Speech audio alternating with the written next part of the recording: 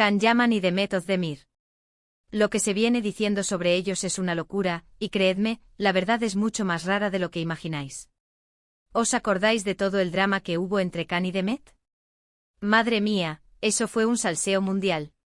Se decía de todo, que si se habían enfadado, que si se habían reconciliado, que si lo de ellos era puro marketing. Un lío padre. Pero ahora agarraos los machos, porque ha salido a la luz algo que nadie esperaba y que pone todo patas arriba. Se supone que su ruptura, o lo que fuera que pasara, fue por una cosa, ¿verdad? Pues resulta que no, o al menos, no del todo. Lo que se está comentando ahora, y esto sí que me ha volado la cabeza, es que hubo un tercer personaje clave en toda esta historia. Y no, no es una nueva pareja ni nada de eso.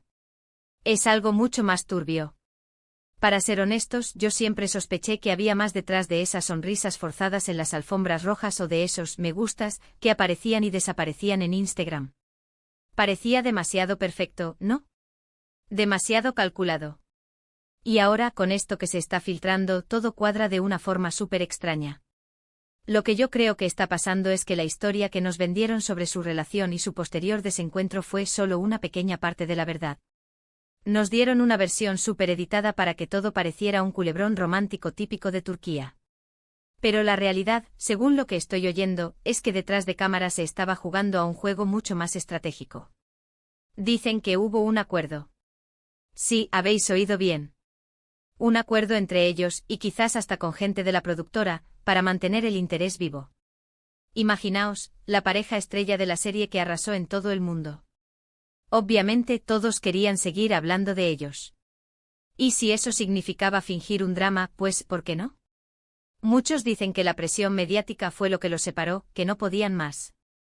Y sí, seguro que algo de eso hubo. Pero yo sospecho que esa presión fue, en parte, creada. Era una forma de mantenernos a todos pegados a la pantalla, preguntándonos qué pasaba con Can y Demet. Era el anzuelo perfecto. Y lo más fuerte de todo esto es la razón de este acuerdo. No fue solo por fama. Parece que había algo más importante en juego, algo que tenía que ver con proyectos futuros, con contratos millonarios, con consolidar sus carreras a nivel internacional. Esto ya no es solo una historia de amor y desamor, es un negocio. Pensadlo bien. Si de repente dejaban de ser noticia, el interés decaía. Pero si de vez en cuando salía un rumor, una foto sospechosa, una indirecta en redes, boom. Volvían a estar en boca de todos. Es como una montaña rusa de salseo y nosotros, los fans, éramos los que subíamos y bajábamos con ellos, sin darnos cuenta de que alguien estaba controlando los vagones. Me da la impresión de que lo que nos contaron fue un cuento de hadas, o mejor dicho, un cuento de hadas con un giro inesperado, pero la realidad es mucho más dura y calculada. ¿Se sintieron alguna vez atrapados en su propio personaje? ¿Fue esta ruptura una forma de recuperar el control o simplemente una jugada maestra para seguir en el candelero? Lo que sí tengo claro es que este giro de los acontecimientos deja a mucha gente con la boca abierta, porque rompe con la imagen romántica que nos habíamos hecho de ellos.